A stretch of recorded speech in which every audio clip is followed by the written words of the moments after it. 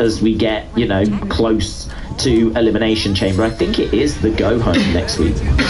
So I'm very much looking forward to that.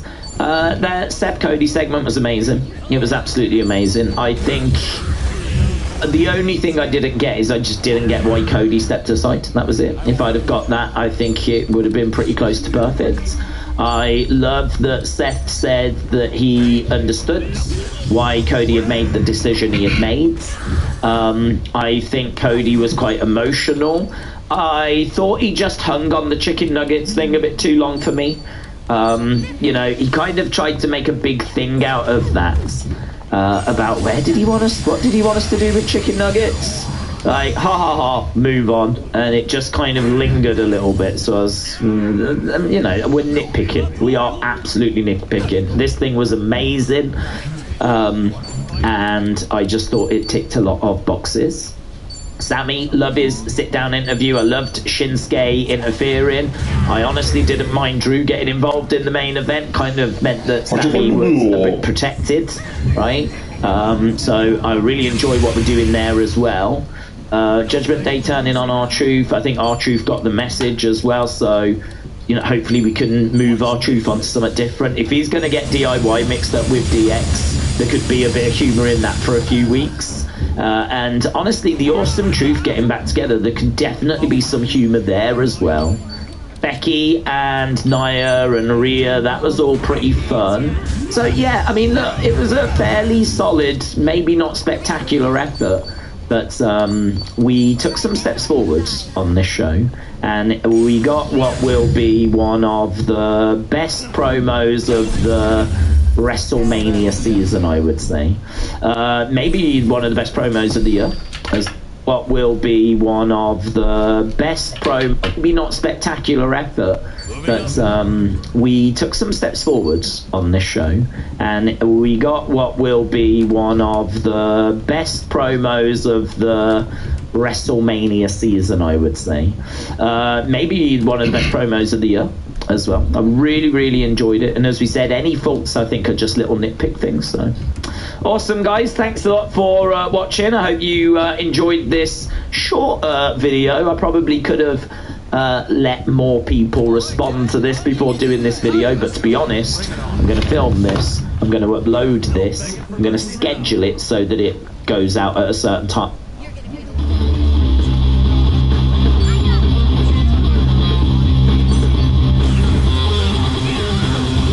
Help support Friendo Club by going to patreon.com/Steven Larson or clicking join at youtube.com/Steven Larson. Access to bonus episodes, question threads for the Going In Raw podcast, and entry to our monthly wrestling predictions challenges. Join the Friendo Club today. Hey, Friendo, Steve here. Hello. And welcome back to Going In Raw, the only pro wrestling podcast you need to be listening to. On today's episode, we're talking last night's Monday Night Raw. We might have gotten a little bit of clarification on what the whole situation on the Night 2 main event could be. Larson, Seth Rollins told Cody Rhodes, if you need a shield against my former Shield guy, hey, I'm your man. Larson, how did you decipher that particular well, I think it's open to interpretation. Obviously, there is a bit of news here I have. Oh, I didn't even look at the notes. What's the news, Larson? It relates to this, so it's not a complete left turn here. It has to do with WrestleMania main event, and I guess Seth's role in it to a degree. So I missed all the conversation about what's going to happen in main event of WrestleMania 40. A lot of talk about whether WWE changed course on their plan prior to the Mania kickoff event on Thursday. So SC Scoop's Aaron Varble. We talked about Aaron Varble last week. He's the man on the scene these days, Larson. Yes, so offered up the latest on what he's heard. He did this on the Twitters. This is what Aaron Varble had to say. Quote, I was able to confirm that Rock's original plan was to have a match with Roman. What's the situation we have now? After all the negative reaction, Rock conceded it should be Roman versus Cody. Tag team match WrestleMania seems to be the direction now with Rock and Roman versus Cody and Seth. Either way, Cody versus Roman will now main event Night 2 of WrestleMania. All right. So one function of Steven Larson here at the Steven Larson Going in Raw Pro Wrestling WWE and AEW podcast. Yes. No, I said that wrong. Doesn't matter. One function of us is to sort of take, prominent wrestling journalistic tweets, reports, whatever, and sort of break them down a little bit and analyze the veracity. Within the larger context of what's been happening lately, I'll be honest with you, I'm a little suspect at a lot of these, even if they've been previously reliable. Fightful Select, by the way, this does not apply to Fightful Select, because above reproach. If you, and I know there are people out there, in our comments, that's the Fightful Select crybabies, right? But Fightful's track record speaks for itself. And if you notice, the one guy who isn't out there definitively declaring things, it's Sean Ross Sapp, right? Yeah. So, I honestly, look, I take all that kind of stuff these days with a grain of salt based off of they got Justin Barrasso with some misinformation. Yep. And he was professional enough to come out and say, I retract this. Yeah. This was a deliberate attempt at misinformation. Like 24 hours later, yeah. Right, exactly. I don't know this gentleman, so I don't know really what his track record is. I'm starting to come around. So all I have at this point is my gut, right? Your intuition, yes. My intuition. Larson, You coming around to what I was saying the other day? No. I actually don't think that there's going to be a tag match. I'll be honest with you. I don't think Rock was ever going to wrestle. I think that he's going to be. I think that Seth offered up literally what it's going to be. He's going to be the guy to protect Cody from the bloodline. He's going to second him. He's going to be his lieutenant. He's going to be in his corner. Yes, Larson, you have your hand. As we see in the past, like last year at WrestleMania, Cody had Kevin Owens and Sami Zayn backing him up and still lost. Seth Rollins by himself. Sorry, Seth, you ain't enough. Okay, hey, what did Seth say last night? If there is one person uniquely suited, that guy ain't Kevin Owens. He wasn't part of the Shield. If I'm not mistaken, Sami Zayn wasn't part of... Well, hold on, wait, just let me finish. Okay. I know where you're going. There were 5 people in the Shield. Seth Rollins, Roman Reigns, Dean Ambrose, Kurt Angle, and Triple H. Yes. Okay? 2 of those guys kind of don't count because one was at a house show and the other one was a substitute for one episode of one pay-per-view or something, whatever it was. Yeah. Seth Rollins laid out the case, and I think he said that specifically because Cody had help last year. One man uniquely suited to be your Shield. But here's the thing. He's uniquely suited to counter whatever Roman has to offer. That doesn't take into account The Rock, Jimmy Uso, Solo Sikoa, because the best of my recollection, those 3 were never in Shield. So Seth doesn't quite have the insight into their minds as he would Roman. Okay, so fair enough. Well, right now what we're sort of quibbling over is the motivations and explanations of the character, right? Let's go to the behind-the-scenes stuff. Given what we saw in Seth Rollins, whether you agree with Mr. Rollins in character or not, do you still see this as a tag team night one? Yes. And, okay, you still see that. So, okay. Because that's what the trailer led me to believe.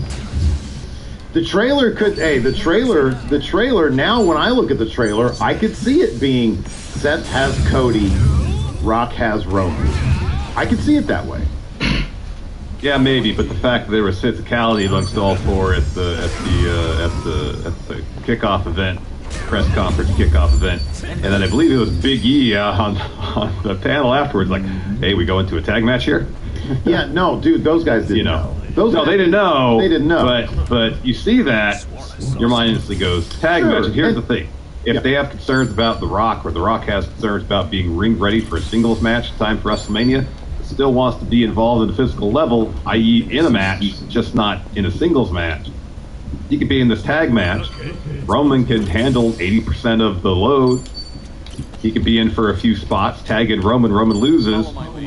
That directly motivates a match between the 2 of them. Not to say you can't do that in any other situation, but I'm saying, especially if there's something important on the line, like Rock Roman get their main event, night 2, if they win, I feel like there's more at stake if that tag match happens. Okay. There's more drama involved if that tag match happens. At this point, I'll believe it when I see it. I still think that some of the stuff doesn't line up for Rock Wrestling.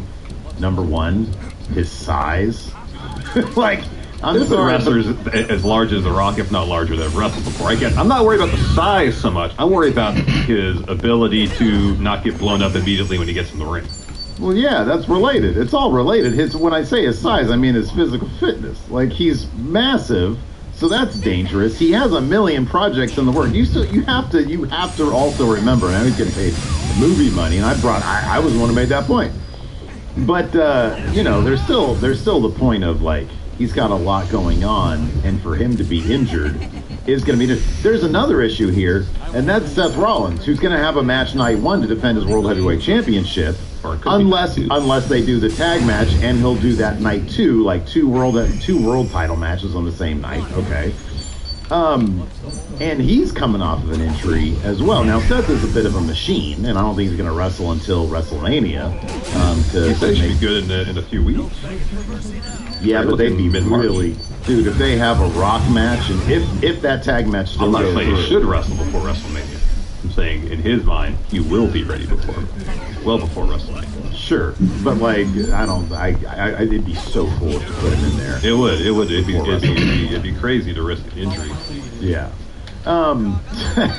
Favorite customer on Twitch says Rock's muscles will protect his bones. They're going to be trying to run away from that bone once they start getting in that ring. What's going to protect his ligaments? That's what I'm worried about. Yeah, so I don't know, man. Look, maybe you're right. Maybe it is still the tag match. What I heard Seth Rollins say last night was, hey, I'm going to be your protector. And that doesn't necessarily mean a tag. It doesn't, but I didn't necessarily use it the strictest term as I'm going to be your protector. It's like, hey, I'm going to help you out. I didn't necessarily hear him say he used S.H.I.E.L.D. because that was the name of the faction. Specifically, he was making that reference. And yes, he's like, I took it as more, I'll have your back through this whole process as opposed to directly, I'm going to be your protector. All right. We'll see. I don't know. When I heard him say that, I understood the double meaning of the shield. But to me, that's not, he didn't say, I'm going to war with you. I respect that you're trying, and it was also, the direct context, Larson, was Cody finishing his story. Well, here's the thing, if Cody, the ability for Cody to finish the story is at risk in tag match, then Seth being involved in tag match is still being Cody's shield because he's protecting Cody's ability to finish his story. Yeah, I don't know. It's a bit like in that case, it's sort of a backwards. Like if he says, "Cody, I got your back," right?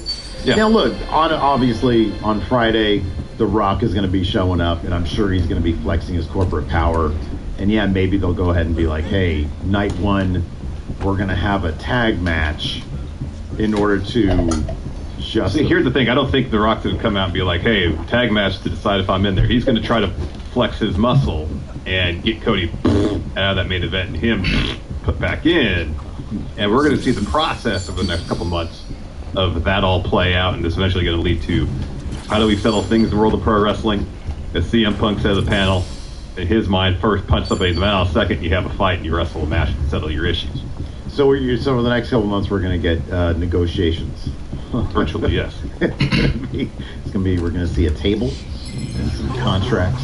Yeah, some lawyers. But honestly, I just want to see a lot of lawyers and agents and managers. Well, what we want performance center wrestlers playing lawyers, like Tommaso Ciampa did all those people. No, wait, doesn't NXT have a lawyer character now? They do. No. They do. Yeah. Who? Somebody in chat will know. People watch NXT in chat. Gianna James isn't a lawyer. She's a real estate developer. No. But her assistant might have some, like, paralegal. Yeah, Luca. Maggie watches NXT, so I forget his last name. Doesn't he have like the Legal Eagle? Doesn't he have like a sleeveless suit? He was in the breakout tournament. Yeah, Luca. Whoever that guy is. Back vocational gimmicks in NXT. Oh man, Luca Crucifino? That sounds made up. Well, it would be made up, but that is his real name. John says he's barely on NXT. Well, he's there. There we go. So yeah, we'll find out soon enough whether or not this is going to be physicality or if it's going to be, Just It would be interesting though if initially it was advertised. Hey, or it wasn't advertised. It was teased match between Roman and Rock, and then it went to we're going to tease tag match. We're going to tease Rock's going to be in Roman's corner. No, Rock's going to stand up on the stage the whole time and just watch. Not even get close to any measure of physicality. He can't.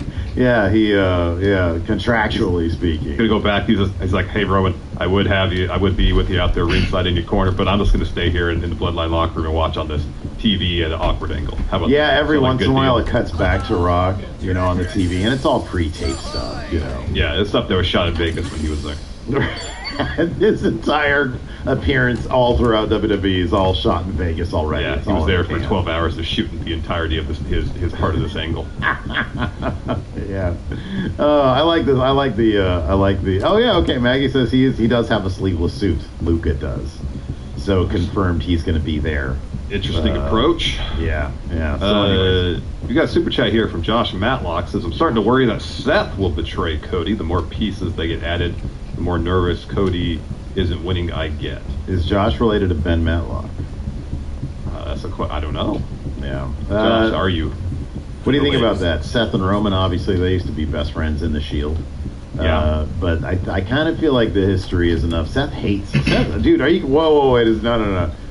If Seth turns on Cody in favor of Roman, then maybe it's because Seth for some reason wants to be the guy to take out Roman, even though he's never said as such for like 2 years since he did the Rumble thing with Roman. He's champion of his own brand, and he's trying to prove that he is the champion, Swerve, the champion, right? Swerve. But for him to turn on Cody would have to erase the fact that Roman said exactly no pop, and that lives rent free in Seth Rollins' head. No, Seth's playing long. He's a long gamer. Yeah, like Rock is, who isn't going to wrestle at all at WrestleMania 40. No, okay, all right. Yeah, we'll see.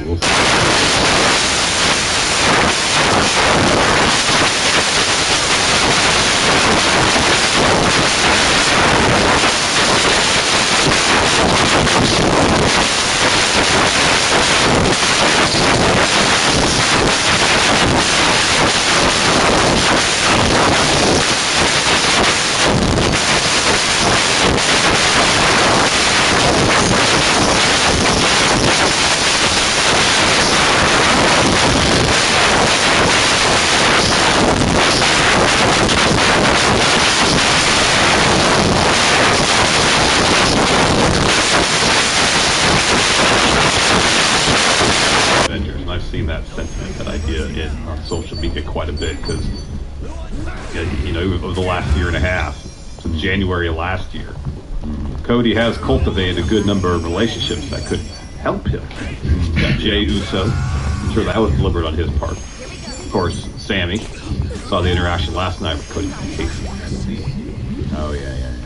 You got Seth now. You can't discount potentially Kevin Owens. Maybe the reason that Cody hasn't traded SmackDown is that he's closer, let's say, brand as Roman and Bloodline. So that's 4 people just right there. What was Team Cody at working? It was Seth, it was Cody, it was Sammy and Jay. Yeah, there you go. Yeah. Wait, didn't they do 5-on-5? Did they do 5-on-5? Was it 5-on-5? Didn't they add Drew at the last one? Randy. It was Randy. Randall Keith Orton. Yes, they have his. Cody and Randall Keith Orton. Yeah, I don't think Randy gets involved. No, he pivoted himself. Although that doesn't matter because all these Elimination Chamber things, like brand, it's all sorts of cross-brand crossover. Was it the Brand Invitational? Is that what they call it? Brand Invitational, where once a quarter a superstar can cross brand. Once a quarter, and half the WWE universe is like, what's a quarter? 4 months? 3 months? 25 cents? That doesn't make any sense. 2 bits? Are we doing this every 2 bits? That doesn't make any sense. Doesn't make any sense. You gotta circle your calendars every 3 months. Otherwise, what else happened on Raw? We had some of those qualifying matches, but Bronson Reed's not going to be in the Elimination Chamber. It's in Australia. He's from Australia. How are they going to get Bronson Reed on that card? How many matches do we have so far? We got Rhea versus Nia? There's two chamber matches. There's Rhea and Nia. I think that's all it's announced so far. No Intercontinental. Yeah, Gunther can't go nowhere. He's having that Jey Uso match. That next week precludes that WrestleMania shit. Yeah, because Jay's not winning it. Yeah. We got 4 matches here. Oh, Judgment Day is defending the tag titles against British Strong Style. Yeah, I feel like maybe one more match can be added, and that's probably going to be Bronson Reed. No, I wasn't going to say that. Oh. that dude tweeted out, "Hey, sorry guys, I'm not going to be in Perth." Yeah, that's weird. That is kind of weird. Like, you'd think that they'd bring him out, but he's not a winning wrestler. Much like Sami Zayn, who in the main event lost against Shinsuke Nakamura. It wasn't his fault he lost. One of the faults. This is wrestling. We don't worry about, like, why. We care about the results, Larson. Sami Zayn, big ol' loser. What's your take on that? I mean, this is the first time he's been a losing wrestler. Hasn't he more or less been a losing wrestler since Kevin Owens got traded to SmackDown? Pretty much his entire story is I'm a loser. Yeah. And then he finds the ingredients somehow to be a winner. Well, like sometimes, yeah. Like he spent a lot of time in NXT being a loser, and then he won the title. But then he won the title, then he got destroyed by Kevin Owens. It was probably one of the top moments of NXT. He got wrecked. Well, here's the thing. I've seen a lot of people on social media say, yeah, Sami doesn't go on this losing streak to beat the one person he never beat, Drew McIntyre, and then he's going to get the World Heavyweight Championship match at WrestleMania after beating Drew McIntyre once, after losing at that point probably 15 straight matches. And I'm like, I get the idea, because he made a point of saying, I've never beat Drew McIntyre before. But maybe, somehow Drew doesn't win the Chamber match, and it's Sami and Drew at WrestleMania. That's where Sami beats Drew McIntyre, and then he starts going on a winning streak. But then, who wins the Chamber if not for Drew McIntyre? I was surprised that LA Knight came away with that one. I thought I was Styles was going to show up. There was no interference from Final Testament in Lashley's match, nor was there any interference in LA Knight's match. I know. Wait, so who's moved ahead so far? So we got LA Knight, Randall Keefe, McIntyre, and Bob Lashley. So Knight, Lashley, Orton, they're all SmackDown wrestlers. Yeah. And then who? Oh, and then Dom. Yeah, Dom's not going to fight Seth at WrestleMania. It's not going to happen. No. So Kevin Owens will get in there, and Logan Paul will get in. I mean, yeah. Well, so I wonder. I was thinking this last night. Sami's so determined. The women are having like a losers Royal Rumble to get that extra spot. I wonder if somebody is going to somehow get taken out in advance of the Chamber, and that's going to lead to Sami, or in advance of the go-home to Chamber, and then we're going to get a losers Rumble for the men, and that to get in. But then he would just lose at Chamber.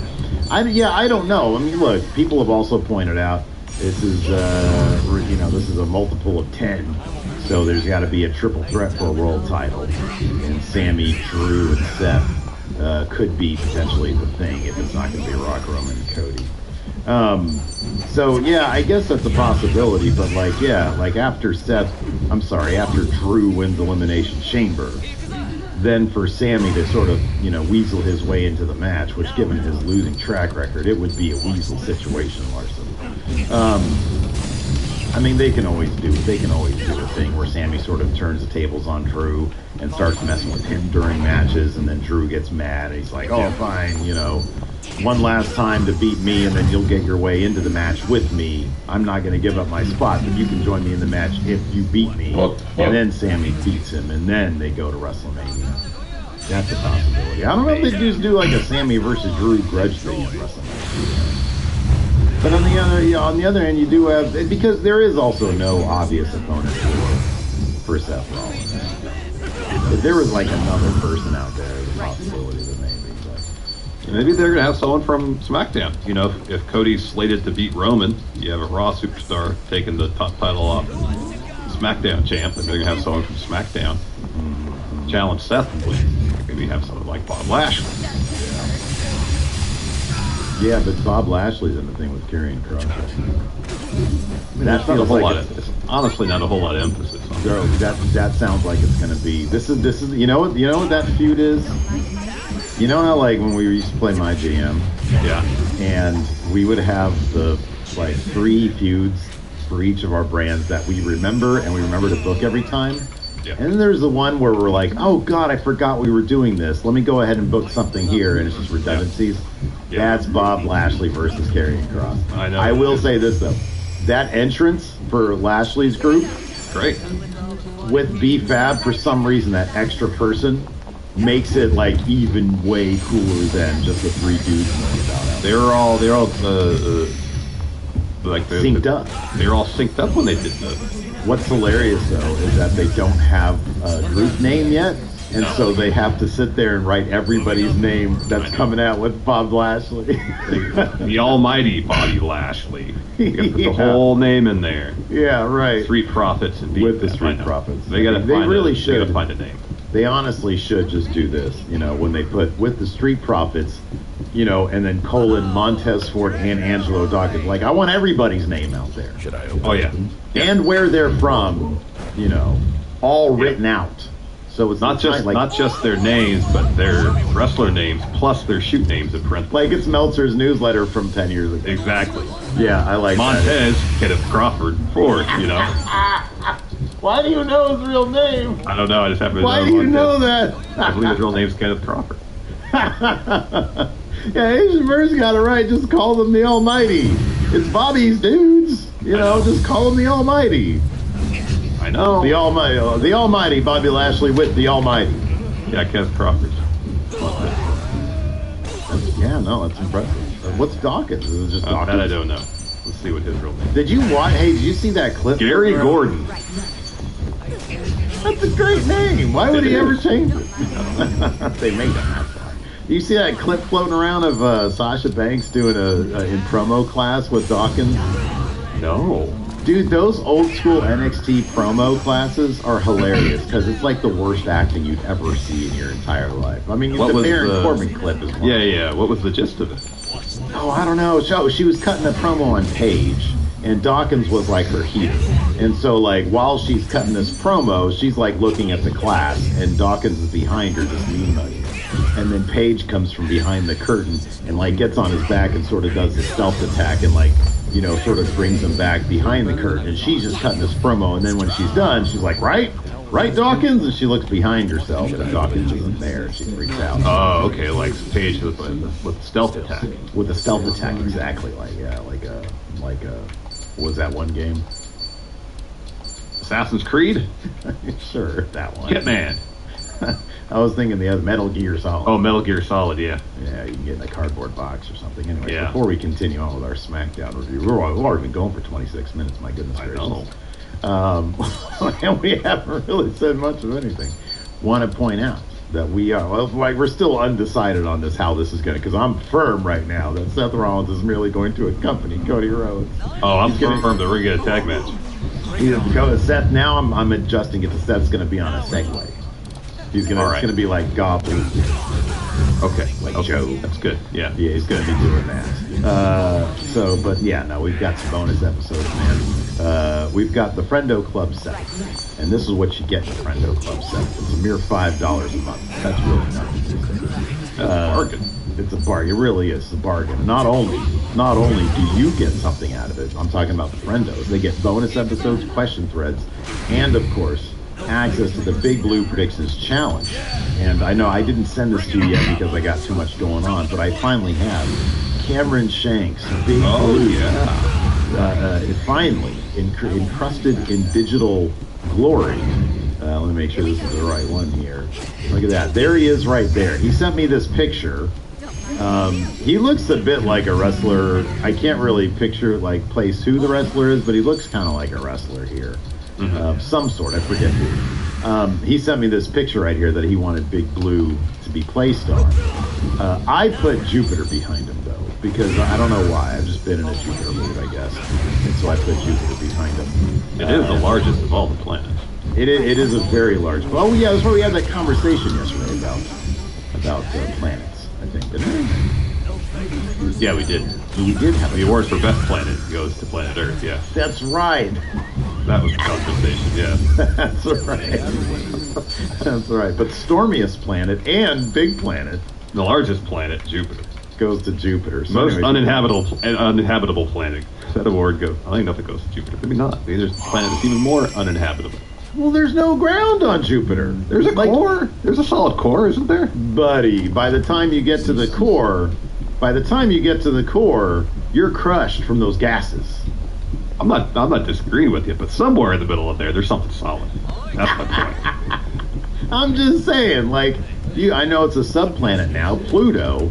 You can stand on Pluto and not be crushed. It's a hunk of ice floating in space. Yeah. Yeah, but you could stand on it as well. Yeah, I know you can. Yeah, I'm not disagreeing with you. If you had a pressure suit that gets far enough to Jupiter, you can stand on it too. Well, I don't know what pressure suit this is. Certainly working on it. Certainly, you want better material than that one submarine. But you got Jupiter, you got the Saturn, you got the Uranus. I think those are the gas ones, right? Isn't Neptune a gaseous planet too? Is that as well? Yeah, I thought so. You can't mess with any of those planets. Man. No, Venus, even though it's got a crust and land on it, that's incredibly stormy. The atmosphere is full of ammonia. Yeah. Kaufman says most uninhabitable Earth in 15 years. That's where we're headed to, man. So anyways, the point of the Cameron Shank Jupiter picture is, if you want to participate in the Big Blue Predictions Challenge, show everybody.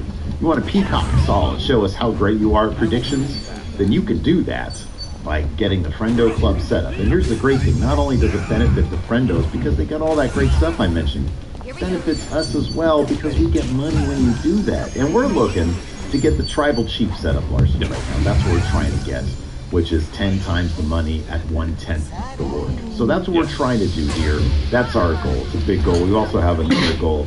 It's a subscription YouTube goal. We passed 200,000 because we're the best YouTubers of all time recently.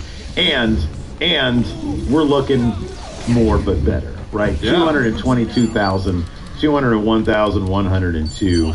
They're all great palindromes. That's what we're after here at Going In Raw. So if you can hit that subscribe button, and the notify bell, that would go a long way towards helping us reach that goal. We would very much appreciate it. I think we're 446 away. Champion Loathing has it right. Says Stephen Larson wants that Liev Schreiber money. We want the Liev Schreiber on Cameo money. That's what we're getting after here. Well, that's no money. 446 we're away from next goal. Ooh, wow. Only 446. And hey, you know what? We had promised you guys a short feature film. Yeah. A short feature film. And we are currently in development on that right now. You know, when I say development, I mean every once in a while we'll text each other with, like, not even an idea. No. Like, lately we've been texting each other possible set locations. I know. Well, sometimes you need a location, and that spurs. Right, exactly. Genius. I have an idea. I feel like it might be too high concept for what we have available to us. But I'll run it by you today. Does it involve space travel? No. Then why would you even bother me with it? Why would you even bother bringing it up? I thought you're more of a time travel type guy. Does it involve time travel? No. That was fucked up, what you just did there. And I don't appreciate it. Well, there are sci-fi elements, so at least there's that. Do you see Braun Strowman is trying to fight time? He says, I'm trying to fight Father Time. He's getting, like, hair treatment stuff. It was like on Instagram. Because I started doing our Instagram again. Yeah, I noticed that. Well, that's not real, it is. It's not a real fight, you know. You pay enough money, you can do that. He says, Father Time, I'm not finished with you. Yeah, I know. Yeah, so he's getting some hair on top. I didn't know what kind of treatment it was, though, because they had, like, a syringe that they were putting on his head. And I thought that, like, like a transplant situation. Yeah. Yeah, I don't know. Yeah, so he's going to be a time traveler, too, apparently. Maybe we can get him for a movie. Anyways. Yeah, that's all of our spiel right there. You want to talk about Raw again? Sure, let's talk about Raw some more. I guess we can just jump into it. Yeah, let's just jump into it and see where it takes us. Show opened up with Cody Uriah's Arena. But the first match of the day is Imperium taking on New Day and Jey Uso. It was a really fun match. They gave it tons of time. Yeah, this was a really long match. A lot of fun. They've really developed this into a hell of a feud. That bit where Gunther got the crab on somebody and Jey just gets the ring and just slaps him. That was good stuff. That was good. That was really good heat here. Good heat here. In any event, of course, Vinny Vinci. Give us Vittoria, Larson, because we didn't get one. Well, no Vittoria. No Vittoria. Yeah, no Vittoria for him. He takes the L for Imperium here, so Vinci gets a boot to the face. So it's sort of, let's see, let's see here. Jey Uso hits a crossbody on Gunther for a 2 count. He goes for a spear. Gunther blocks it, hits a chop, then wipes out the New Day. Gunther grabs Jey, hits a ripcord lariat. He thought that was going to be it because he can hit those lariats as a finish. He's got like 5 different finishes. It wasn't just a ripcord lariat. It was a rainmaker. It was a rainmaker, but that ship has sailed. Okay, they can stop with the reference. Got a 2 count on that. Gunther Hey man, heads until up the ink top. is dry on the contract, who knows? Stranger things have happened. You don't think they do DocuSign? No, I think they got to have ink on paper for these things. Oh, that could be. So anyways, Gunther heads up top. DocuSign for a multi-million-dollar contract. You don't think that happens? I don't know. I'd be surprised, but I don't know. Really? You are so. It is so hilarious how sometimes your like Luddite comes out. You know? You're like, oh, Oh, I'm not against DocuSign. this has I to love be it. a blood contract. Super convenient. I love DocuSign. Like I think I get annoyed when I actually have to sign something physically. I'm trying to remember. No, that was like a home equity line. I think for our last refi we had to actually get the blood out. You know, Because they had to have a notary there when you sign stuff that involves. Yeah, somebody had to come into my house. Boy, I don't like that. So Anyways. maybe that's the case with these huge contracts. They got to have a notary there. Make sure the person signing is really the person signing it. You know what I mean? Asian Mer says you can't contract Tampa with DocuSign. Should I open? Anyway, so Gunther goes up top. He starts doing the Jey Uso thing. Yeah, that was great. Oh man. So anyways, Jey gets the knees up on a splash attempt, hits a spear out of nowhere on Gunther, but that only gets 2 because Kaiser breaks it up. Woods chucks Kaiser into the post. Vinci tags in. Bad move. He goes for a power bomb, but Jey lands on his feet. Vinci gets a boot to the face as Woods and Jey hits a 1D. Kofi takes out Kaiser and Jey with the Uso splash onto Vinci. No Vittoria because Jey gets the win with that. They're happy. Later on, we see them celebrating. We get some WrestleMania kickoff highlights here. And then the Street Profits, Bobby Lashley, the Almighty, and B-Fab all come out. And so we're about to have a match there. But first, we have this really nicely filmed Andrade video package. Yeah, it's really well put together. He says, life taught me I had to decide. What do I want? What do I deserve in this life? I love these people. And there was some cool, like, projection footage of him. It was his original vignette when he came to NXT. Yeah, it was. Yeah, that's right. Yeah, Sombra. He says, I had my first match when I was 13 years old, and they showed a picture of little tiny Andrade at 13 years old. He says, I became a campeon. The next step I had to go to WWE and become a champion, NXT champion, United States champion. He says, 3 years ago, I had to remember who I was and leave, but now I'm back. Now I know the direction is clear. He was like, that last place, I made my debut, con no música. Yeah. Yeah. And Yep. So, I mean, it's been interesting with Andrade. He re-debuted at the Rumble. I haven't seen him on TV since.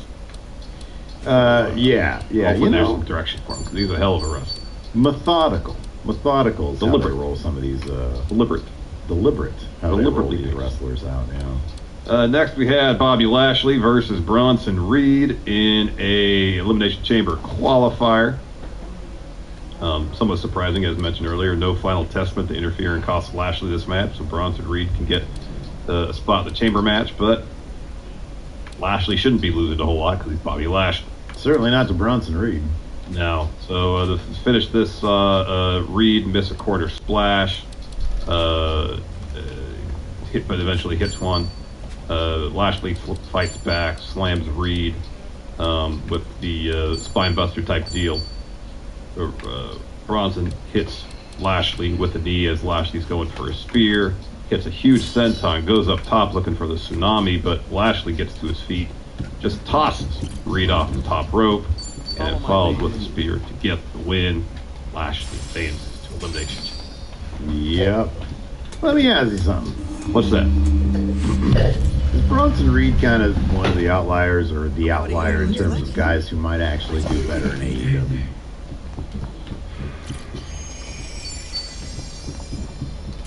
I don't know. feel like if his contract came up today, and he ended up going to. I think if his contract came up today, he might go back to New Japan. He beat Okada. Well, that's the thing. You can do that if you're in AEW. Well, you can appear in New Japan, but you're not going to be like full time. No, of course not. Well, no, you get one full time Dr. Selling. You get one of those. But the point is, like he was doing well in New Japan before he left. So I wonder if the contract would expire in OB and it was mutually agreed upon. Hey, we're not going to resign. I think. Go back to New Japan. I don't know for sure. He was so much more interesting in New Japan. He was doing fun stuff in Impact too when he was there. His feud with PCO was fun. Yeah. Yeah, that was fun. Everything with PCO was fun. Name one thing about PCO. Well, his feud with Ed Edward wasn't that interesting. Oh, come on. He buried him in the desert. What are you talking about? Yeah, I know. I wasn't. It was corny. Yeah, I know. It was corny, man. Lightning strike. I know it's PCO's thing. Sama here in YouTube chat says AEW was just David versus Goliath. AEW just there. Yeah, why isn't Lance Archer like their world champion? Like, why isn't Lance Archer their Bruno? I know. He's awesome. Yeah, Lance Archer's great. Yeah. He always puts on wildly entertaining matches. Yeah. Anyways, yeah. So after that, we get a recap of last week of Drew hitting Cody with Claymore, and then we get one of those empty arena interviews with Sammy. So he says, well, I think if you talk to any contender in any sport, and when they come up short, there is a feeling of embarrassment. When I said I was going to beat Drew and I didn't, I felt embarrassed. But one of these times where you don't want to go to work the next day, I felt that quite a few times in my career. It's always overtaken, though, by an unwavering belief in myself. This time last year, I was standing toe-to-toe with Cody Rhodes, and I said I had to believe in myself because no one else will.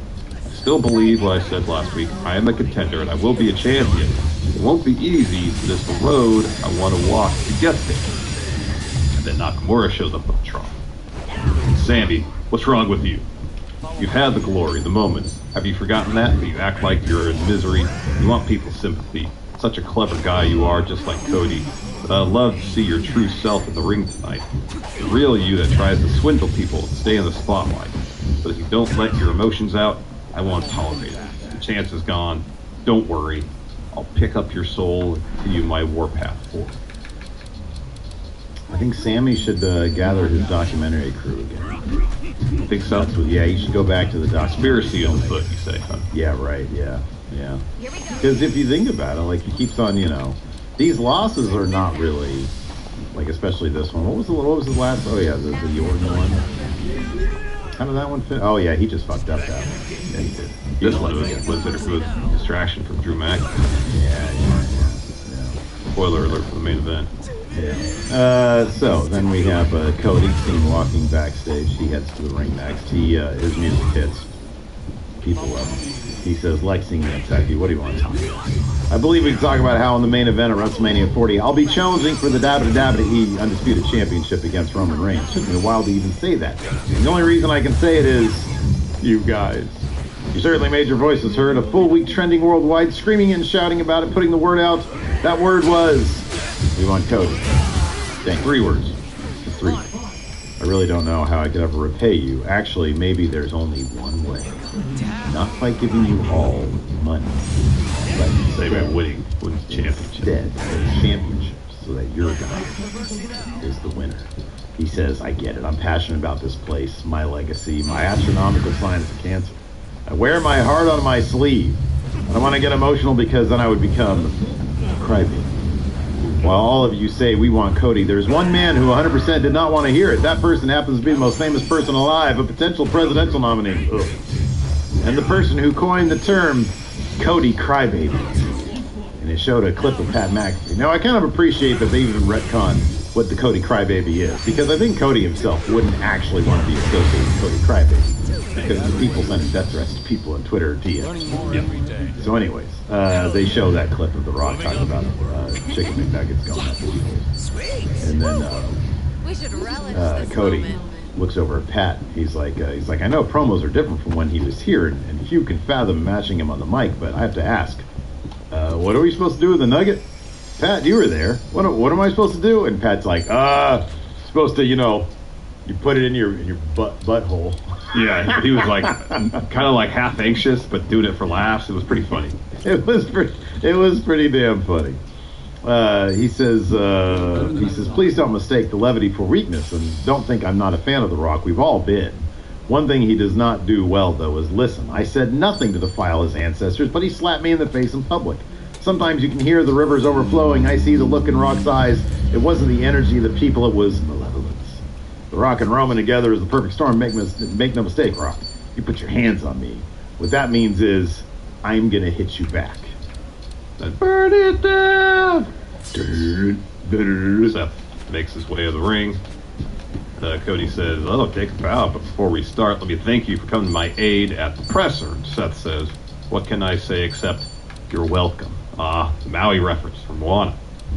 Yeah. Says, first things first, as much as I was looking forward to defending the world title against you at WrestleMania, I understand your decision, why you had to pick Roman. You gotta finish your story. There are millions of people around the world who want you to finish your story. Now the decision is made, let me make this clear. You need to finish your story. You need to finish it for yourself, for your dad, for me, for everyone here tonight, and here's why. If you don't beat Roman at WrestleMania, the landscape on the other side is very dark, very grim. The most powerful champion in the modern era gets more power, more leverage. That means he shows up less, defends less. Brass ring gets higher. This is probably the last real chance to take that power and give it to the people. You might be the man for the job, Cody, but what's your plan? Cody looked kind of confused. But Seth says, last year you got screwed out of the title. Heyman, Uso, Solo. You couldn't get it done, but you came back and fought. But the deck is still stacked against you. Same, but the bar has been raised. You're dealing with Heyman, Solo, Jimmy, Roman. You aren't just dealing with Heyman, Solo, Jimmy, Roman. You're dealing with the most influential man in entertainment, The Rock. Lexington, I tend to agree with you, which is why I came out here to say, Cody, you do not have to fight this battle alone. You and I haven't always seen eye to eye, but a couple weeks ago you told Roman you want to take everything from him. Deep in my soul, I felt that. That is why I at the presser, I stepped up. Sick and tired of people like Rock and Roman, these entitled, arrogant pricks who think they can do what they want. Tired of them getting away with it. I gotta miss something.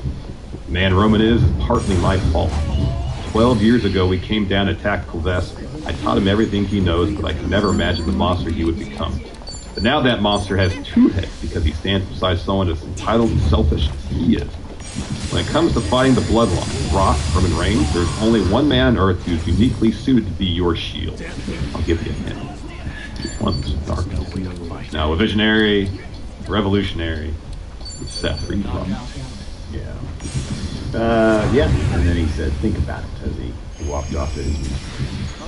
After that, we had Kathy backstage with New Day and Jey Uso.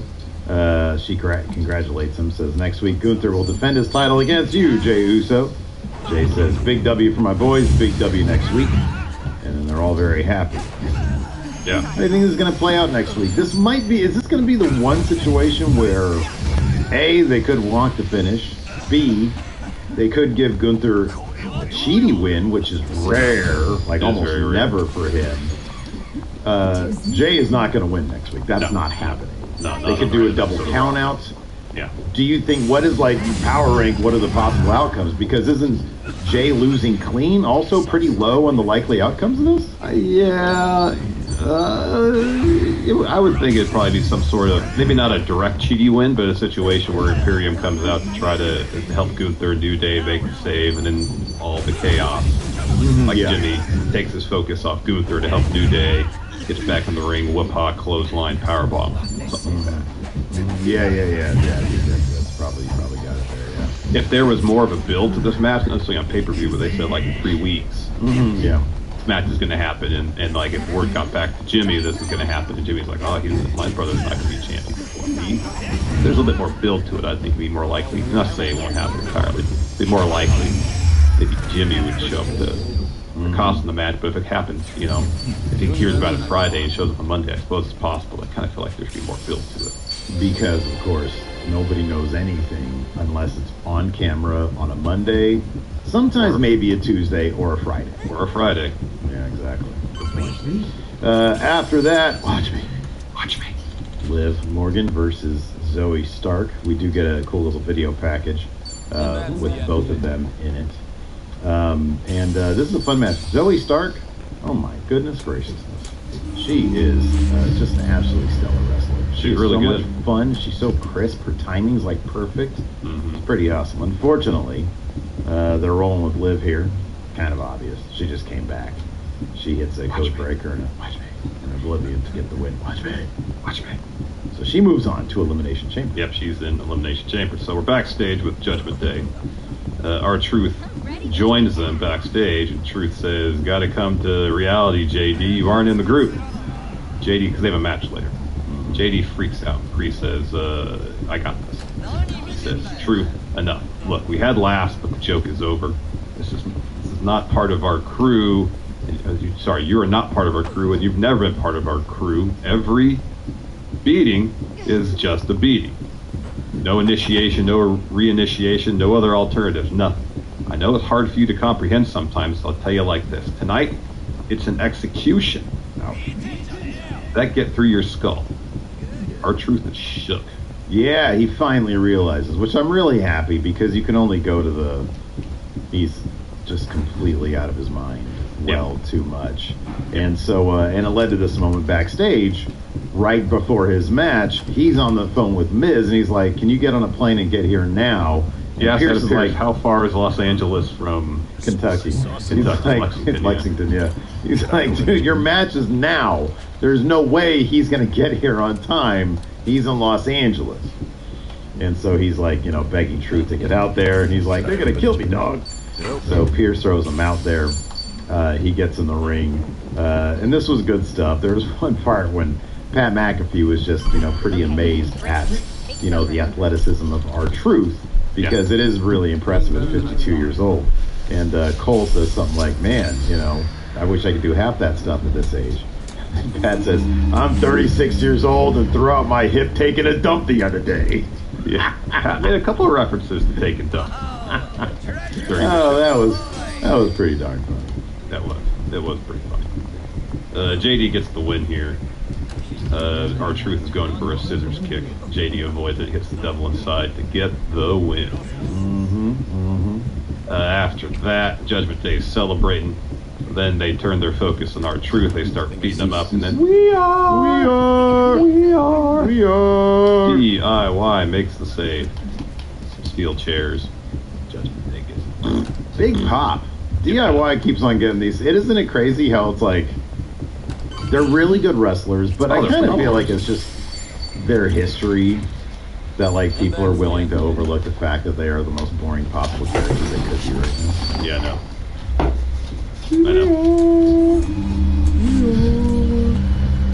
Anyway, so yeah, they make the save. Backstage, we see Sammy warming up. Cody comes in, thanks him for having his back. Cody's like, "I heard what you said earlier. You're not the only one who believes in you. I believe in you. They believe in you." And then he holds out his hand. He's like, "Hey, good luck." And Sammy's like, "Oh, give me a hug." So they hug. And then we see Becky. So you have Becky's music hits. She comes down. She says, "The man's come around to Lexington." She says, "I just saw an interesting sign. I guess I'm going to the prom in 2034. Because a fan had asked Becky if she would go to the prom with him. 10 years ago. When he graduated 10 years ago. Was he like 8 years old? 7 or 8, yeah. Anyway. She says, "We're on the road to WrestleMania. It's been wild, chaotic, confusing at times, but unpredictable. But I love this. I love this business. I was 15 years old when I stepped in the ring." Who do you think the youngest person on the roster is that was youngest when they started wrestling? Because Andrade said he's 13, Becky said 15. Pete Dunne was 13 when he had his first match. That sounds right. Tyler Bate was probably super young too. Probably like 12. And that was in the UK channel. Anyway. So he says she says, "It's been great most of the time. It's the reason I travel the world. I'm here in front of you people. It's how a girl who failed gym class main event at WrestleMania. It's how I met my husband. I had my daughter. That obsession also has been why I miss birthdays, weddings, my own father's funeral. My daughter's only 3, but I had to have some very difficult conversations. Why is mommy's face is bloody? How I can't pick her up because of a separated shoulder? Explain to her why daddy wants to fight Maui." That's pretty funny. Two Maui references in one show. That's good. Well, there's like a sequel coming out, and there's like a live action version coming out, I think, too. Yeah, apparently, yeah. Yeah. So I'm going to the Elimination Chamber, and she's going to see my face smashed into steel, my body broken. She's going to see the brutality her mother is capable of. I'm obsessed with this. I'm obsessed with the title. I haven't held for nearly 2 years. That starts with winning the chamber and going face to face with one of the most dominant chambers I've ever seen. A lot of you love Mommy because people start chanting Mommy. You dig Mommy. She says, I don't think anyone can beat. You don't think anyone can beat her. I ain't just anyone. And she ain't faced anyone quite like me. So whether you love her, hate her, love me, hate me, I want to toast. Give me a drink. I want to make a toast to the wild ride we're about to go on. Everybody, if you have a drink, popcorn, hell, if you have a fist, raise it in the air. This is Taria Ripley. Enjoy her last 2 weeks as champion. Bottoms up. And then Becky chugs the drink, and Nia Jax comes out. Yep. She says, she starts getting, like, emotional. Says, Becky, I know we had our differences, but to say something. And I want to come out and tell you, I have so much respect for you. If my mom was half the mother you are, I'd be so lucky. God willing, one day I can be a mother and lead as an example like you do, my God. You're going to win on Elimination Chamber. I know it. That passion and drive for your little girl, there's nothing that's going to stop you from winning and going to WrestleMania. And she pivots. Just like nothing's going to stop me from beating Rhea and becoming Women's World Champion. And it's you versus me. So Rhea's music hits. She runs down the ring. Starts brawling. And then Nia sends Rhea into Becky and then splashes them both in the corner. So Nia's looking for a Samoa drop on Rhea. Rhea escapes that. Becky hits the top rope drop kick on Nia. And then we have a showdown between Becky and Rhea. But then Rhea pushes past her and kicks Nia off the apron. And then screams at Nia, they're going to have to kill me. Yeah, that was good stuff. Yeah. After that, Jackie is backstage with Drew. She asked him about facing Cody next week. He says, all I ever wanted to do was give the fans what they want. Cody second guesses if he could finish the story, and no matter what, he said the reason was tonight he's being pushed in the right direction, and that's the real reason. Now Seth wants to play the hero, but he wanted Cody for himself, even if the fans didn't want it. Selfish. Ask yourself, who's the bad guy here? People say, oh, Drew just wants Cody to face Roman so he can face Seth. That's not how it works. I'm the underdog here. I had to be one of the best in the world, AJ Styles, just to qualify for the chamber. Then I got to win that. Doing things the right way, the Drew way. Cody, get out of the match with me next week. 2 things you should be avoiding. Being in my prayers and fighting me one-on-one. You might not make WrestleMania. Just like Punk. Man, he's doing such great work. He's doing awesome. Amazing. LA Knight, yeah. His music hit comes out to a huge pop. He's got a match with Ivar, chamber qualifier. But first, R-Truth is backstage. He's thinking, why? Ciampa's like, yeah, Miz said that you need some help, so we got here as fast as we could.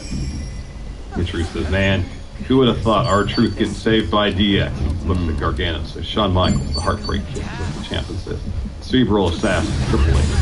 How's Road Dogg doing, by the way? Anywho, I got 2 words for you. Thank you. I could see it with Ciampa. I don't see much resemblance between Gargano and HBK. Not really. After that, we had LA Knight versus Ivar. Michael Cole not happy that Valhalla was not wearing the antlers again. He was kind of over it. He was completely beside himself. Yeah, that was a thing for a stretch. It was. He loved the antlers. Anyways, LA Knight gets the win here with a BFT. I was kind of surprised no AJ Styles here involved. Yeah, same. Same. Yeah, LA Knight gets the win. He's in the chamber. So Sammy's backstage. He walks up to Drew. Drew says, I'll make this simple. Keep my name out of your mouth, your nose out of my business. And Sammy says, you're in my way. Drew just steps aside and goes, there you go. Sammy walks. Because he's going to head towards the ring because he's got a match with Nakamura to close the show.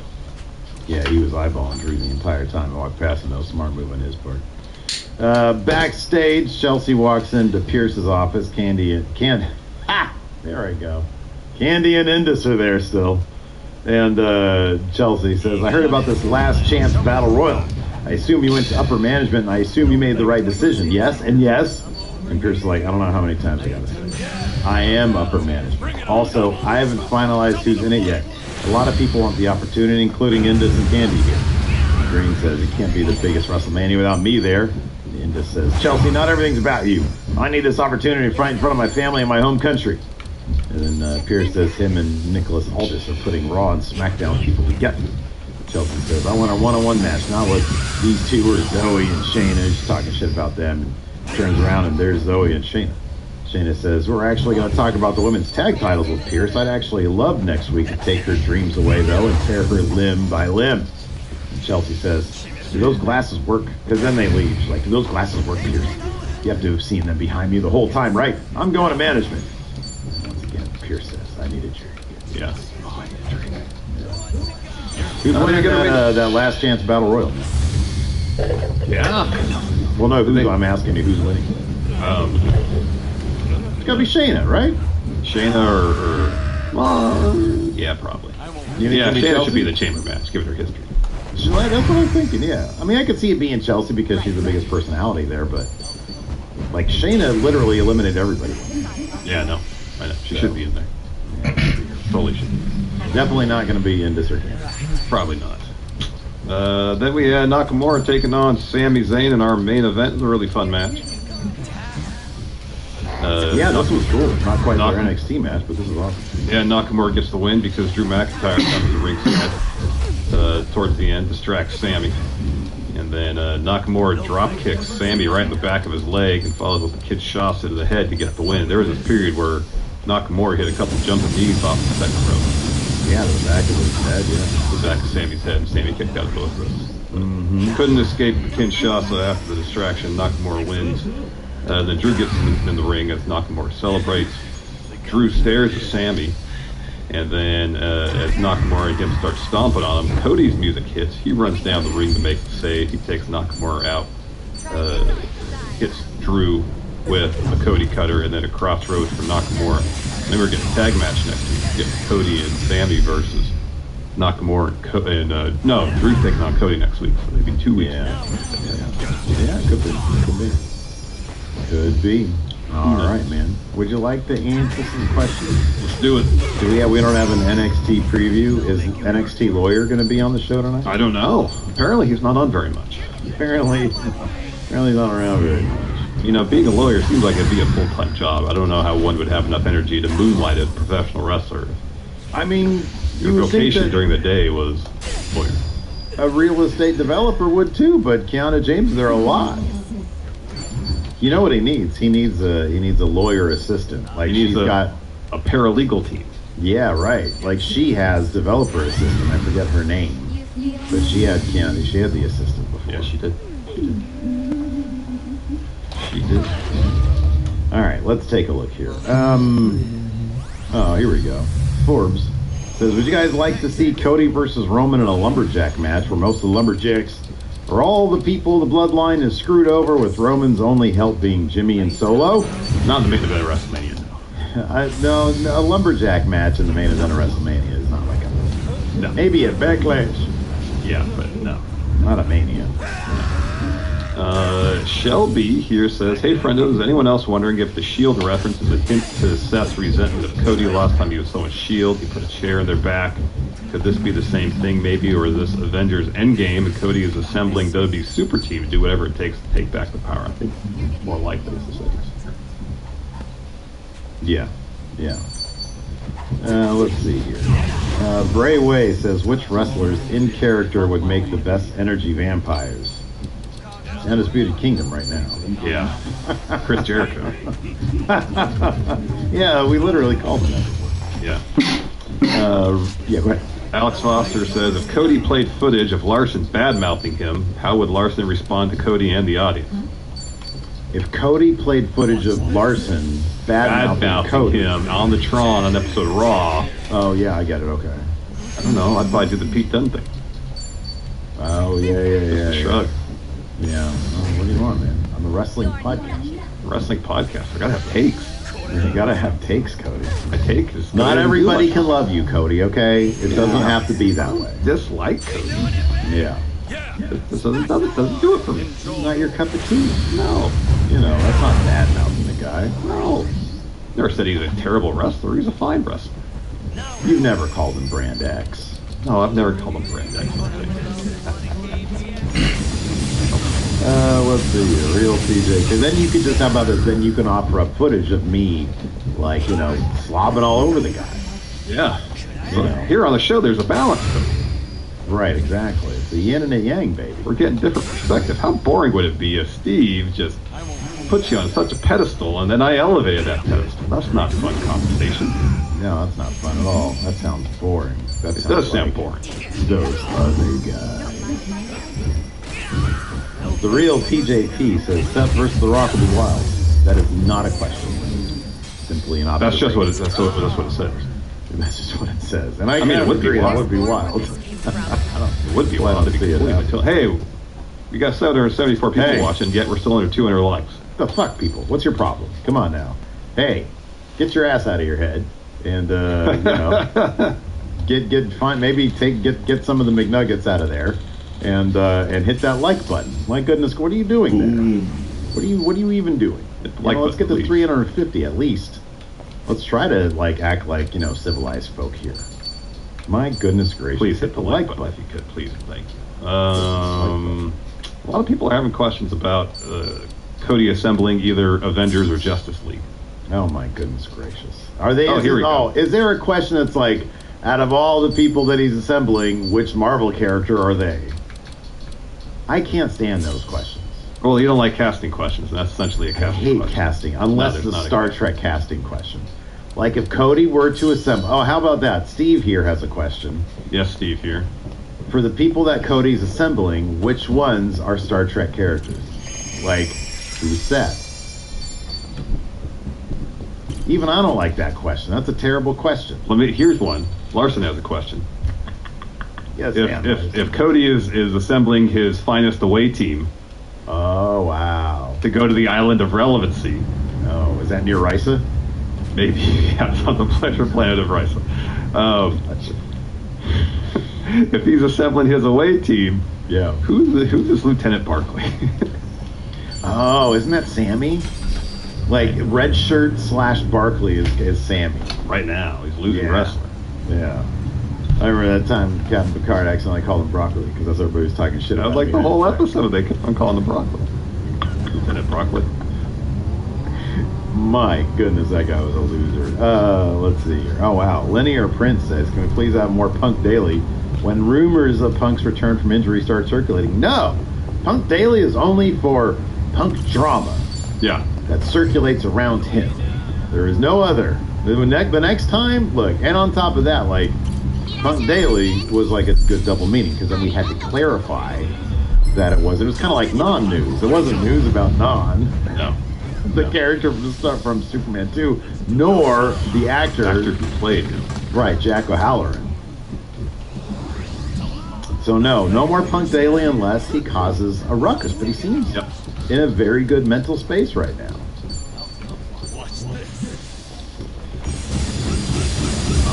Pretty much all the questions we have here we've covered. Are they all Avengers questions? There's a lot of Avengers all questions. Avenger themed. And then a lot of people asking, is Seth setting up a turn on Cody?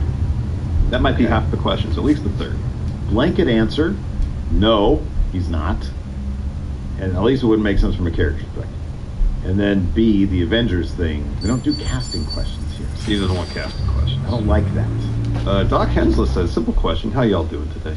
Tell you what, listen, how about this? I'll compromise. If we can get up to 400 likes in the next 5 minutes, Got a ways to go. that's basically doubling up what we got right now.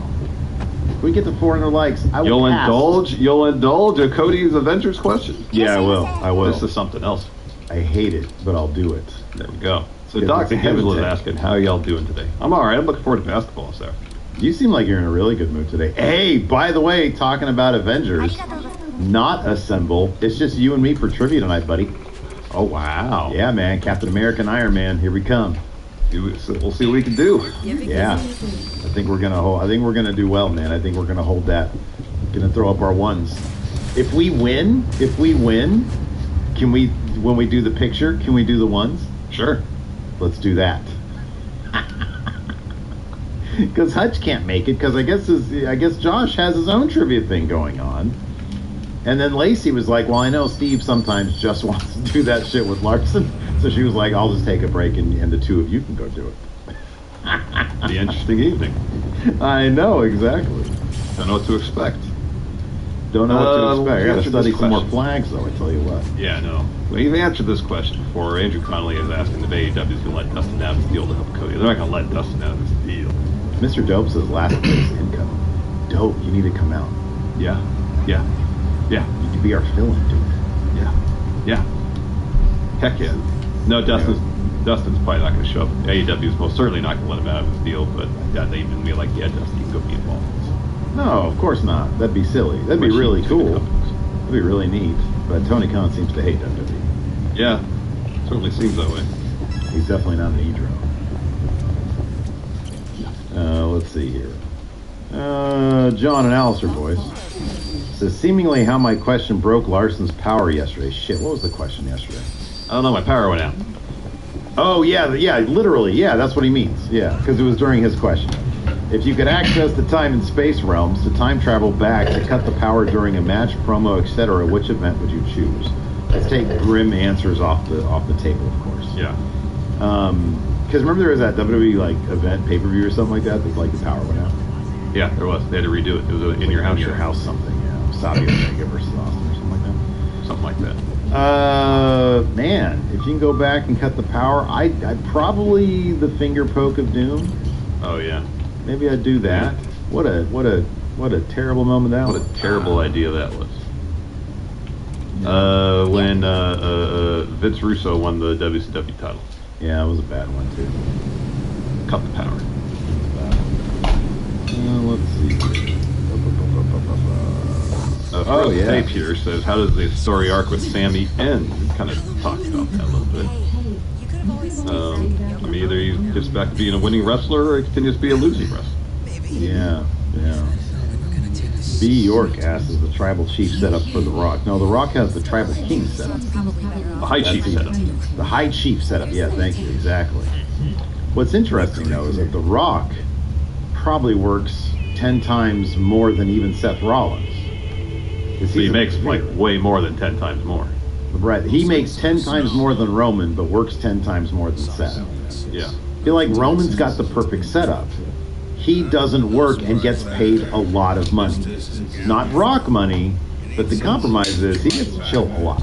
Yeah, umbrella service. Umbrella service, 24/7. Yeah. Well, it's good news, Steve. We are 9 to 300 likes yet, so. Okay, well, they didn't want it. I guess They didn't want it. You know, you want the Avengers questions, you gotta be willing to put in the work. It's not even a lot of... From how many people we got? How many people we got watching? There's 810. 810 people watching. We've got 112 over on Twitch, who I know they got Google accounts. They can hit that like button. We got a couple more questions here. Elemental Giant says, what's been your favorite production change that WWE has made recently? He says, I agree with this. Raw was less red last night. It was less red. That was awesome. The black background on like the barricades and the ring apron and the graphics up top. Yeah, I loved that so much. It reminds me of this guy, the Attitude Era days. Yep. Disc Golfing Goon says, what is each of your all-time favorite and least favorite moment in wrestling? Oh, wow. But my least favorite I was in person for is when Supreme got lit on fire. Least favorite, I'll be honest with you. I liked that more than being at WrestleMania 33. Okay. Because he didn't die. I know, but at the moment I thought it was a distinct possibility that he could. Yeah, it was an adrenaline spike for sure, but that was horrifying. He wasn't okay. He was burned, but yeah, WrestleMania 33 was like actual torture. It was like 8 hours. It's a long day. Sitting like if honestly, like I would never. That was a learning lesson. That was a Chase U learning lesson. That was I'm not doing that again. I don't care how much I paid. If I was in that situation after the first couple hours, I'd get up and I'd leave and I'd be like, hey man, I'm gonna go watch this at home. That's what I would have done. I've been like, look, I paid my money. I can do what I want. I'm a big person. I'm gonna go get some White Castle, and or the Wawa. I'm gonna go back to our the Wawa. Yeah. Airbnb, and I'm gonna go just lay on the couch and watch this. See it home. That was my least favorite moment in wrestling. My favorite, golly, I'll be honest with you, I think Seth's cash-in was the most euphoria I've ever felt at a wrestling. Yeah, that was something else. Whether I was in person or watching at home, that when his music hit, that was something else. It really was. It really was. That was awesome. Yeah. Kaufman says Steve values his own comfort over someone else's safety and well-being. Listen, Kaufman, here's the deal. That dude knew what he was getting into. Right?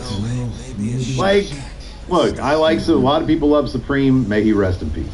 Right? Seemed like cool guy. But like, anytime you're in a situation where there's fire involved, there's a danger you're going to get burned. I understand. And you have to accept that risk if you're willing to do the spot. I understand. Yeah. What you're saying. Dude, I'm telling you. And those fools rushed. It was the wrong type of lighter fluid. It was the wrong lighter fluid. It was, yeah. And the fact that if it was me and I was like, okay, I got to do this, I would purchase several fire extinguishers and give them, and I'd be like, hey, you, and you're going to be at ringside with these fire extinguishers. The cheaper option, instead of buying a bunch of fire extinguishers, bucket of water. No, you go out and make sure that you get the right lighter fluid. Well, okay, but here's the thing about that. Maybe, because I honestly had never thought about that. I never thought like, oh man, make sure you get the right lighter fluid. Well, I read an interview with, I think, the Gigolo, who was one of the people out there, and he said that was the issue. It was the wrong type of lighter fluid. It was the long burning stuff. Rather than but that just means like somebody, maybe I would, that's not, I don't know if I would, my point is, I wouldn't have thought about that. I don't know if, like, maybe they just didn't think about that. You know what I mean? Because, like, lighter fluid is lighter fluid to some people. I didn't know the ambience of lighter fluid. I know what a fire extinguisher is. Yeah. Well, unfortunately, the person with the fire extinguisher would try to put the fire out in the ring first rather than the fire on Supreme's arm. That's why I'd have, like, 3 of those fuckers. You have 3 guys in the ring putting out the fire at the table, Steve.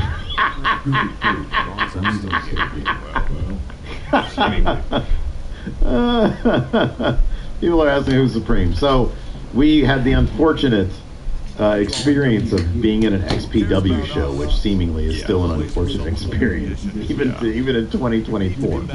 But this was 2000, probably 2000. 2000 or 2001, yeah. Yeah. And there was a deathmatch wrestler named Supreme, who was in a feud with like a porn star or something, and a porn star and her crew lit a table. It was him and Kid Chaos was the match, wasn't it? Was that the match? I believe so, yeah. I think their name was the Enterprise. Yeah. The Gigolo was a member of Enterprise. Oh, was he? Okay. Yeah. Yeah. And then they lit the table on fire. I think it might still be on.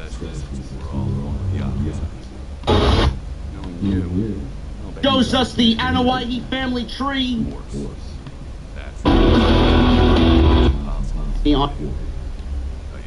Typically when I call for something to happen, I rant, I rave, I bitch, I moan.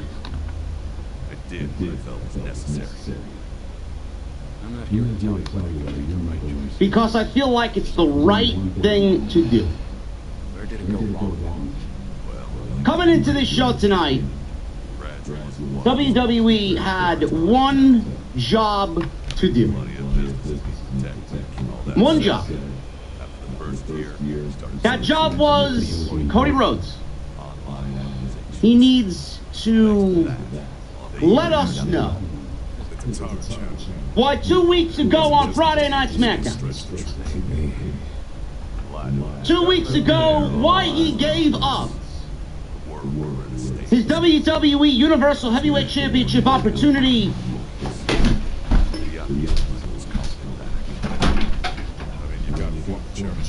a major place. Start things up. Definitely have the means. Some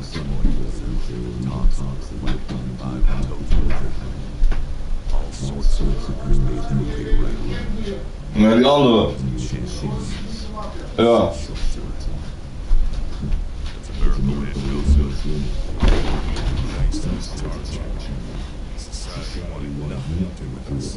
Those inside started longing for the old days.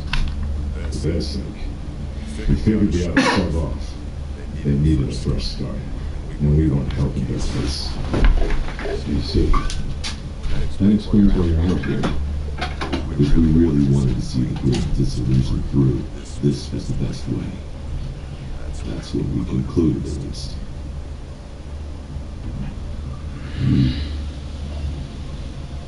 I think I got what happened. You know Evie, the Syria clan. He took over the Great Dissolution once you left, on the surface. Yes, I know the name. I've never met him, though. 2 years ago, we got a tip that he was out looking for us. 2 years ago? That was right around the Takade got locked up. That's right. Evie now replaced Takade. That's more or less all he's known for. His name alone isn't enough to unite the Yakuza, not on a grand scale anyhow. He needed a few poster boys, which is probably why he wanted us. Little did he know, that ship had already sailed. That was part of the note afterward. It was Hikawa. Evima's mother's name is Yuriko Hikawa. She's the Hikawa family. Correct. And did you know that Arakawa-san and Miss Yuriko Hikawa were once engaged?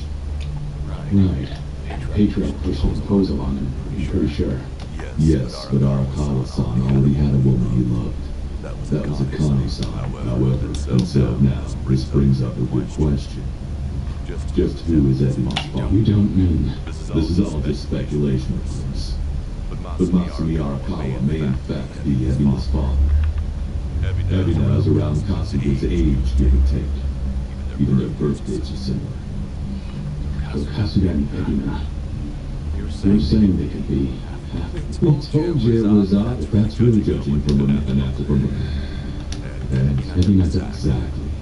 And you guys kept your silence. Yeah, that about wraps it up. That's right. I wanted to ask the help, as it turns out, Evina's watching a lot of Hawk, but he's the Syria clan's prisoner. He just had your help. So should you all start? Come on. Kid. Look, make sure. It's true we can join something. It's called charisma. Nobody's stupid enough to say that for themselves, but... Go. The Great Yakuza we knew was strong. They need guys who can help them get back into the rock. Why he did that? Yeah, that's us. Especially with our recent track record. The moment we learned something was off with Evina's history, we knew there was a chance he's taking advantage of the second Great Dissolution for his own interest. However, if he pulls it off, we to interfere.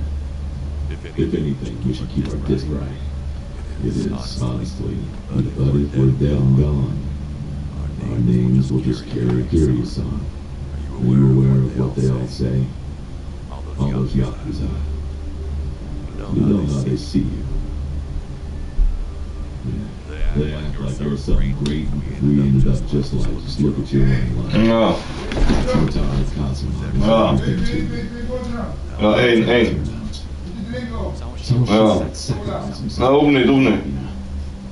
That alone won't be enough to save everyone. Just count on our help. I'm sorry. Fine. I'll be there for Sawashiro as best I can. You guys can just keep rotting away.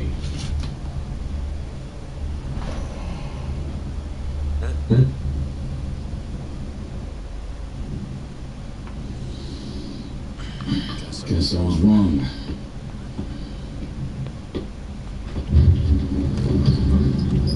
Hold it! The hell's that supposed to mean? It's just as I said. No stupid to think coming up here would change anything. Go ahead and run. Just remember that for all your excuses, you still have a job to do. Hey.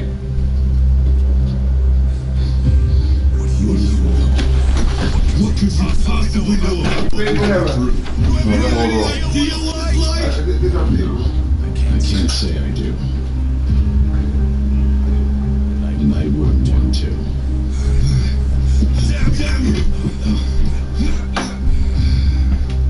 What's wrong?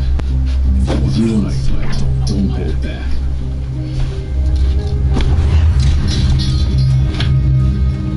Boy, I hate getting worked up over petty shit like this. That's all we needed. All we needed. Nobody understood it. The community revolted.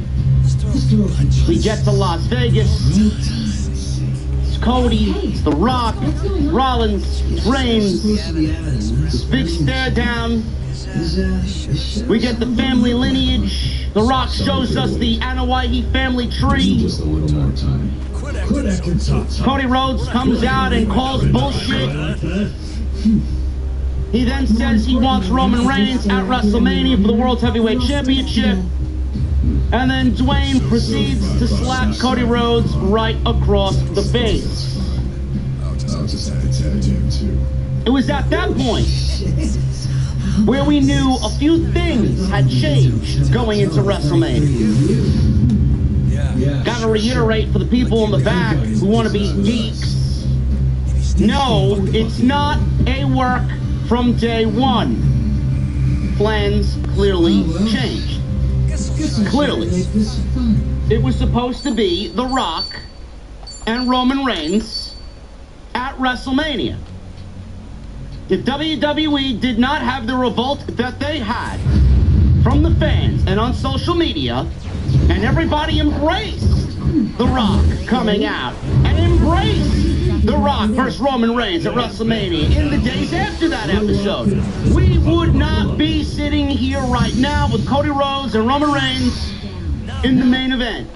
Mark my words. Nothing would have changed. It was not a work.